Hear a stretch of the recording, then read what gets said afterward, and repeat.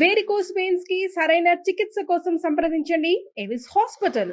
నమస్తే, మీరు చూస్తుంది సుమన్ టీవీ. నేను మీ కీర్తి. నాతో పాటు ప్రముఖ ఆస్ట్రాలజర్ బ్రహ్మశ్రీ నందిబట్ల శ్రీహరి శర్మ గురుగారు ఉన్నారు. నమస్తే గురుగారు. వాగర్థావివ సంపృక్తౌ వాగర్థ ప్రతిపత్తయే జగతః పితరౌ వందే పార్వతీ పరమేశ్వరౌ. ఆదిత్యాయ చ సోమాయ మంగళాయ బుధాయ చ గురు శుక్ర శనిభ్యశ్చ రాహవే కేతవే నమః. శృంగేరి జగద్గురు పీఠాధిపతులకి, కంచి పీఠాధిపతులకి నమస్కారములు తెలియజేసుకుంటూ కార్యక్రమాన్ని ప్రారంభిద్దాం. గురుగారు, ముక్కోటి ఏకాదశి, వైకుంఠ ఏకాదశి, అసలు ఏకాదశులకి చాలా చాలా ముఖ్యమైన రోజులు, చాలా ఆస్పిషియస్ డేగా మనం చెప్పుకుంటూ ఉంటాం కదా. అందులో ఈ వైకుంఠ ఏకాదశికి లేదా ఈ ముక్కోటి ఏకాదశికి ఉన్న ప్రాధాన్యత ఏంటి? మనం గమనించుకుంటేనమ్మా, వైకుంఠ ఏకాదశి, ఈ వైకుంఠ అనే శబ్దంతో 2 పర్వదినాలు వస్తున్నాయి. కార్తీక పౌర్ణమికి ముందు ఉండే చతుర్దశిని వైకుంఠ చతుర్దశి అని అంటారు.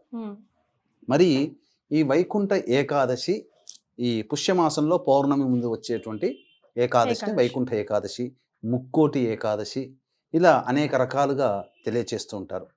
అయితే దీని గల ప్రాముఖ్యతను కనుక గమనించుకున్నట్లయితే, శాస్త్ర ప్రకారము ఈ వైకుంఠ ఏకాదశి రోజున ఎవరికైతే సహజ మరణం కలుగుతుందో వారికి డైరెక్ట్గా స్వర్గలోక ప్రాప్తి అంటే మోక్షముని పొందుతారు. ఎందుకంటే మోక్షాన్ని ఇచ్చేవాడు విష్ణు భగవానుడు. ఇక దక్షిణాయనంలో చనిపోయినటువంటి వాళ్ళందరూ కూడా, స్వర్గానికి అర్హత కలిగిన వాళ్ళందరూ కూడా ఆ వైకుంఠ ఏకాదశి ద్వారం దగ్గర నిల్చుంటారట. వైకుంఠ ఏకాదశి రోజున స్వర్గద్వారాన్ని తెరుస్తారు. తద్వారా అందరూ కూడా స్వర్గానికి చేరుకుంటారు అని చెప్పి మనకు శాస్త్ర ప్రమాణం. ఇక ఈ వైకుంఠ ఏకాదశి అనేటువంటి పదానికి ఆ విశిష్టత కలగడానికి గల కారణము, పూర్వము కృతయుగంలో చంద్రావతి అనే నగరాన్ని పరిపాలించేటువంటి మురా అనేటువంటి రాక్షసుడు ఉండేవాడు. ఆ రాక్షసుడు దేవతల్ని, మానవులని, సమస్త లోకాలని పీడింపసాగిన తర్వాత అందరూ వెళ్ళి ఆ యొక్క విష్ణుమూర్తిని వేడుకున్నారు. విష్ణుమూర్తి 3 కోట్ల దేవతలతో వైకుంఠం నుంచి భూలోకానికి దిగి వచ్చి ఆ మురాసుని సంహరించాడు. ఆ విధంగా మురాసుని సంహరించినటువంటి రోజు ఏకాదశి కాబట్టి ఆ రోజున 3 కోట్ల దేవతలతో ప్రజల క్షేమార్థమై భూలోకాన్ని రక్షించడం కోసం వైకుంఠం నుంచి దిగి వచ్చినటువంటి రోజున కాబట్టి ఆ రోజున వైకుంఠ ఏకాదశి అని చెప్పి నామకరణంగా స్థిరపడిపోయింది. ఇక్కడ వీక్షించేటువంటి సుమన్ టీవీ ప్రేక్షకులు కూడా గమనించాల్సినటువంటి అంశం ఏంటంటే, ఈ 3 కోట్ల దేవతలంటే మనము సాధారణ వాడుక భాషలో 1, 10, 100, 1000, 1,00,000, కోటి, ఈ కోటి కాదమ్మా. సంస్కృతంలో కోటి అంటే గణము అని అర్థం. 3 గణములతో కూడుకున్నటువంటి దేవతా సమూహంతో భూలోకంకి వచ్చాడు. ఈ గణాన్ని సంస్కృతంలో కోటి అని అంటారు. తెలియక చాలామంది మన ధర్మాన్ని, మన శాస్త్రాన్ని విమర్శిస్తుంటారు. 3 కోట్ల దేవతలు ఒక వరుసగా 10 దేవతల పేర్లు చెప్పు అని చెప్పి మన వాళ్ళని హేళన చేస్తారు ఇతర మతాల వాళ్ళు. కానీ సంస్కృతం నేర్చుకొని ఉంటే దాని అర్థం తెలిసిన వాడు అంగీకరిస్తాడు. ఇది సందర్భంగా. తర్వాత మనం గమనించుకున్నట్లయితే ఒక ప్రత్యేకమైనటువంటి విశిష్టత ఉందమ్మా. ఈ లంకా నగరాన్ని పరిపాలించినటువంటి రావణాసురుడు, విభీషణుడు, ఈ ఇద్దరి ద్వారా దేవతా శక్తి అంతా లంకా నగరానికి వెళ్ళాల్సినటువంటిది భారతావనిలో స్థిరపడిపోయింది. అది మనం చేసుకున్న అదృష్టం అని చెప్పవచ్చు. ఎందుకంటే శివుని కోసం ఘోర తపస్సు చేసి శివుడి ఆత్మలింగానే లంకా నగరానికి తీసుకొని వెళ్ళాలనుకున్నాడు. కానీ గణపతి నారదుని యొక్క ఉపదేశము చేత గణపతి ఆ యొక్క రావణాసుడి యొక్క కోరికను తీర్చకుండా మన భారతదేశంలోనే ఆత్మలింగాన్ని స్థిరపడేటట్టు చేశాడు. అదే గణపతి విష్ణుమూర్తి యొక్క శక్తి అంతా కూడా నిక్షిప్తమైనటువంటి విగ్రహాన్ని లంకా నగరానికి చేరుకోకుండా చేశాడమ్మా. అది కూడా ఆ విష్ణుమూర్తి శక్తి కూడా మన భారతావనిలోనే స్థిరపడిపోయింది. గురుగారు, గోకర్ణే కదా, అంటే మన అందరికైతే గోకర్ణ గురించి ఎక్కువ శాతం తెలుసు. మరి మీరు చెప్పేది కూడా అదేలా అనిపించట్లేదు నాకు. ఇది విష్ణు మాయని నిక్షిప్తం చేసినటువంటి ప్రదేశం అమ్మ. దీనికి ఏంటనంటే, పూర్వం మహాప్రళయం అంతా వచ్చిన తర్వాత మనకేం చెప్పబడుతుంది, విష్ణుమూర్తి బాలుడి రూపంలో రావి ఆకు మీద పడుకొని కాలి నోరు నోట్లో పెట్టుకొని ఉద్భవిస్తాడు. ఆయన తదనంతరం పూర్వం మళ్ళీ బ్రహ్మాండం అంతా సృష్టించబడుతుంది. అదే విధంగా ఉన్నప్పుడు ఆయన మొత్తము భూమండలం అంతా కూడా సృష్టి అంతా నీట మునిగిపోయినప్పుడు రావి ఆకు మీద పడుకొని వస్తూ ఉన్నాడు. లేచి చూసేసరికి పంచభూతాలు కూడాను సృష్టింపబడ్డాయి. ఆ తదనంతరం ఆ స్వామి యొక్క నాభి నుంచి కమలం ఉద్భవించడం, ఆ కమలంలో బ్రహ్మ జన్మించడం, ఇవన్నీ జరిగిపోయాయి. మ్మ్. ఇక సృష్టి కార్యం మొదలు పెట్టాలి కదా. మరి బ్రహ్మ సృష్టి చేయాలనుకున్నప్పుడు ఆయనకు అన్ని శక్తులు కావాలి, అంత జ్ఞానము రావాలి. కాబట్టి సమస్తం ఈ యొక్క సృష్టిలో ఉన్నటువంటి సమస్త విజ్ఞానములు కానీ వేదములు కానీ అన్నీ ఆ యొక్క విష్ణుమూర్తి ఉపదేశం చేశాడు. కానీ ఆయన ఉపదేశం చేసినటువంటి జ్యోతిష్య భాగం మాత్రం బ్రహ్మదేవుడికి అర్థం కాలేదు. ఓ తదనంతరం ఈ జ్యోతిష్యంలోనే కదా నవగ్రహాలు ఇవన్నీ ఉన్నాయి. ఉన్నాయి. మానవుడి జన్మ జరగాలంటే నవగ్రహాల ఆధారంగానే కదా మానవుడి జన్మ. Yes. అసలు సృష్టి జరగాలంటే గ్రహాల యొక్క అవగతం కాలేకపోయింది. మ్మ్. అప్పుడు విష్ణుమూర్తిని అడిగేసరికి విష్ణుమూర్తి ఒక విమాన రూపంలో ఉద్భవించాడు. విమానం అంటే ఇప్పుడు మనం చూసే చెప్పుకునే పుష్పక విమానం కానీ మనం ఆకాశంలో చూసే విమానం కాదమ్మా. విమానం అంటే అక్కడ సంస్కృతార్థము ఆ స్వామి పవళింపు సేవలో ఉండగా ఇరువురు దేవేరులు పాదములు ఒత్తుతూనే ఉండగా తన పరివారంతో కూడుకున్నటువంటి ఒక విగ్రహ రూపము, మ్మ్. ఆ రూపము ద్వారా అవతరించి ఆ రూపంలో ఇంత చిన్న రూపం ఏర్పడింది. మ్మ్. ఆ రూపం ద్వారా బ్రహ్మదేవుడికి జ్యోతిష్యాన్ని ఉపదేశం చేశాడు. మ్మ్. జ్యోతిష్యం పూర్తిగా అవగతమైపోయింది. మ్మ్. తదనంతరం విష్ణుమూర్తి వెళ్ళిపోతుంటుంటే నాకు ఇంతటి గొప్ప శక్తిని జ్యోతిష్య భాగాన్ని అందించి సృష్టికి ప్రారంభానికి మూల పురుషుడు అయ్యావు, కాబట్టి నీవు ఈ యొక్క విమానంలోనే స్థిరంగా ఉండిపో అని చెప్పేసి అని కోరుకుంటాడు. మ్మ్. అంతటా బ్రహ్మ కోరిక మేరకు ఆ విధంగా ఉండిపోతాడు. ఆ శక్తి విష్ణు శక్తి అంతా ఆ యొక్క మందిరంలో ఉంటుంది, చిన్నగా ఉంటుందమ్మా. మ్మ్. తర్వాత ఈ బ్రహ్మ ఏం చేశాడు, సూర్యవంశ మూల పురుషుడైనటువంటి ఇక్ష్వాకు మహారాజుకి ఇచ్చాడు.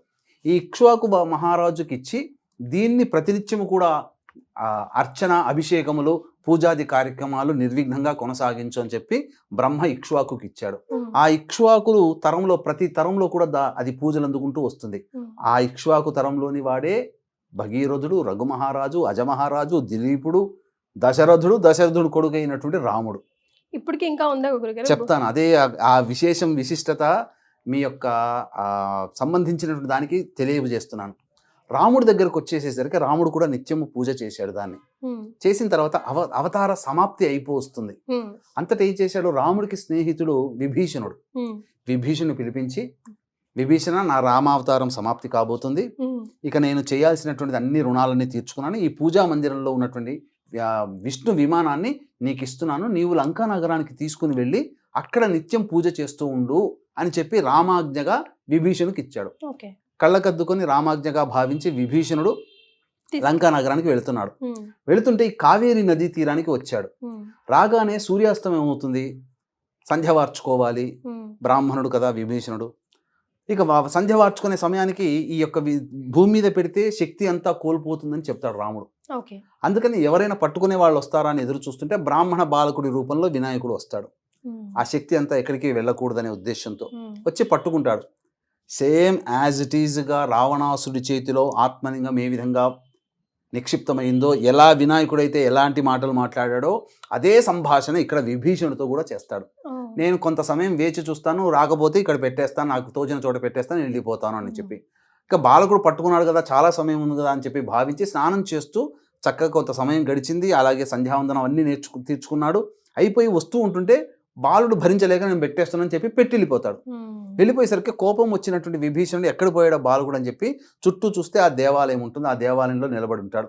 నా యొక్క శక్తిని అంతా నేను ఎంతో ప్రేమగా తెచ్చుకుందాన్ని చేస్తావని చెప్పి మొట్టికాయ వేస్తాడు. అక్కడ మొట్టికాయ వేస్తే ఆ యొక్క ఇక్కడ రంధ్రం ఇట్లా సొట్ట పడుతుంది. అక్కడ మ్మ్.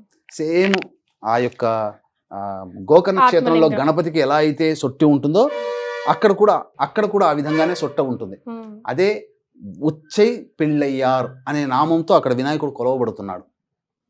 ఇప్పటికీ అక్కడ కూడా సొట్ట ఉంటుంది మ్మ్. వినాయకుడి నెత్తి మీద. ఎక్కడ గురుగారు ప్రదేశం?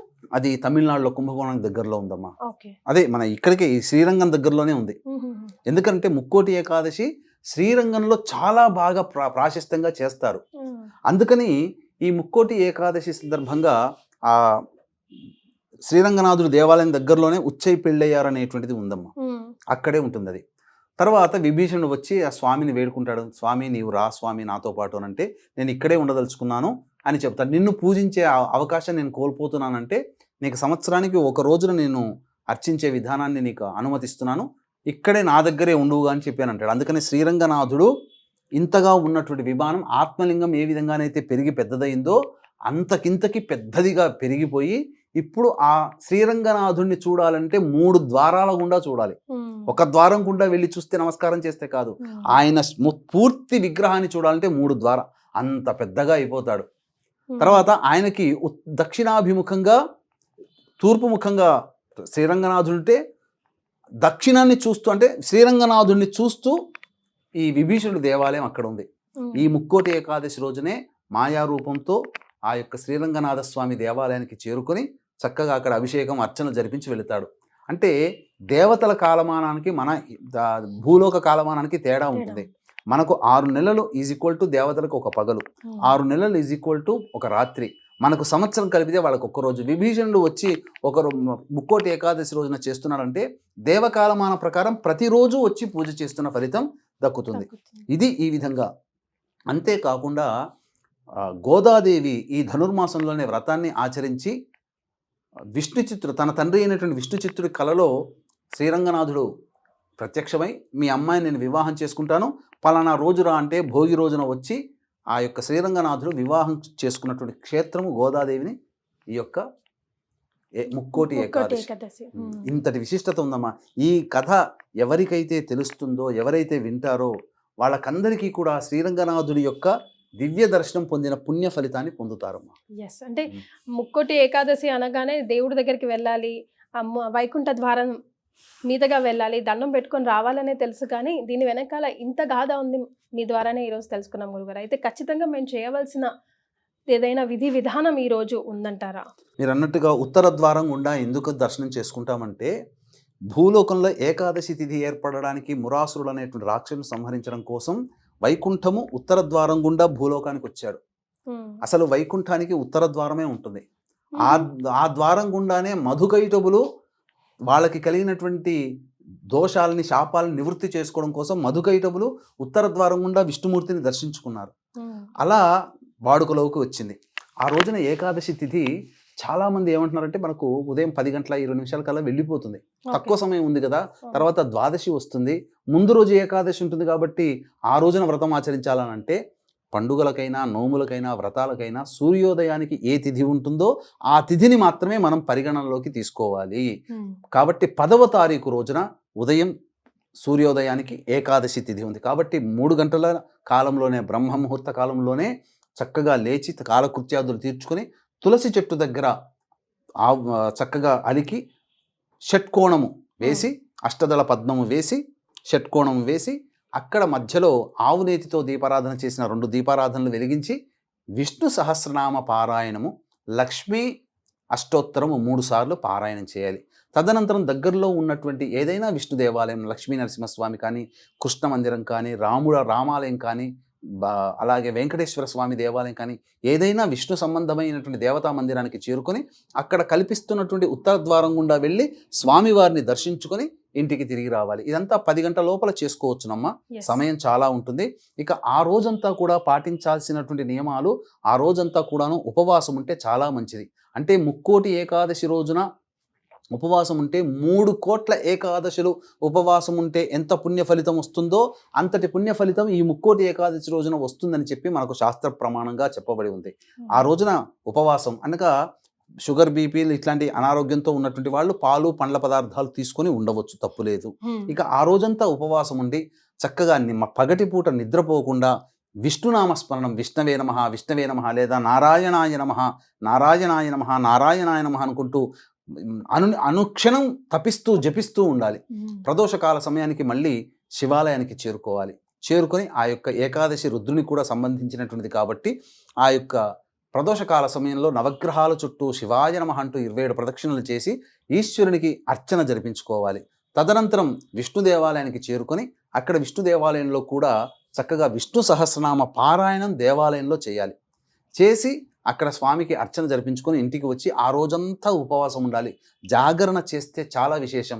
శివరాత్రి రోజున ఈశ్వరుని కోసం జాగరణ ఏ విధంగా చేస్తామో, తొలి ఏకాదశి, వైకుంఠ ఏకాదశి, ముక్కోటి ఏకాదశి ఇలాంటి ఏకాదశులు పర్వదినాల్లో ఆ రోజున జాగరణ చేస్తే, నారాయణ నామస్మరణ చేసుకుంటూ జాగరణ చేసి తెల్లారి మళ్ళీ సూర్యోదయ ముందే లేచి పడుకోకుండా ఉన్నప్పుడు సూర్యోదయం కల్లే మళ్ళీ కాలకృత్యాదులన్నీ తీర్చుకొని మళ్ళీ తులసి చెట్టు దగ్గర ఆవు నేతితో దీపారాధన చేసి విష్ణు సహస్రనామ పారాయణం చేయాలి. 11వ తారీఖు రోజున 8:22 వరకు ద్వాదశి తిథి ఉంటుంది. తదనంతరం త్రయోదశి తిథి వస్తుంది. కాబట్టి ఏకాదశి ద్వాదశి 2 ఉపవాసం ఉన్నటువంటి ఫలితము మనకి ఈ యొక్క రోజున దక్కుతుంది. కాబట్టి ఇంట్లో వంటకములన్నీ పూర్తి చేసుకొని ఎవరైనా అభాగ్యులకి, అనాథలకి, ఎవరికైనా కానీ మాధ్యాహ్నిక సమయంలో అన్నము సమర్పించి అనగా అన్నదానము చేసి ఇంటికి వచ్చి దంపతులైనా ఎవరైనా కానీ వచ్చి భోజనం చేస్తే ఆ యొక్క పుణ్య ఫలితము అనంతమైనటువంటిదిగా చెప్పబడి ఉంది. ముఖ్యంగా కష్టాలని తీర్చేవాడు ఆ యొక్క విష్ణుమూర్తి. కాబట్టి కష్టాలన్నీ తొలగిపోతాయి. అంతేకాకుండా ఈ యొక్క 13వ తారీఖు రోజున భోగి సందర్భంగా, పౌర్ణమి మరియు భోగి సందర్భంగా జాతకరీత్యా వివిధ సమస్యలతో బాధపడేటువంటి వాళ్ళకి, శని దోషములతో బాధపడేటువంటి వాళ్ళకి, గత జన్మ కర్మదోషాలతో బాధపడేటువంటి వాళ్ళు ఈ యొక్క భోగి పండుగ రోజున మధ్యాహ్నం 3 గంటలకి సర్వదోష నివారణ పూజలు, హోమాలు పర్ హెడ్ 1500 రూపాయలకి చేయించడం జరుగుతుంది. 1 గంట వరకు కూడా గోత్రనామాలు నమోదు చేసుకోవచ్చు. అవకాశం ఉన్న వాళ్ళు కార్యక్రమం తదనంతరం కాంటాక్ట్ చేసి పూర్తి వివరాలు తెలుసుకోవచ్చు. చాలా సంతోషం గురుగారు. వైకుంఠ ఏకాదశి, ముక్కోటి ఏకాదశి గురించి అసలు మాకు తెలియని చాలా విషయాలు వివరించారు. ధన్యవాదాలు. సర్వం శ్రీ ఉమామహేశ్వర పరబ్రహ్మార్పణమస్తు.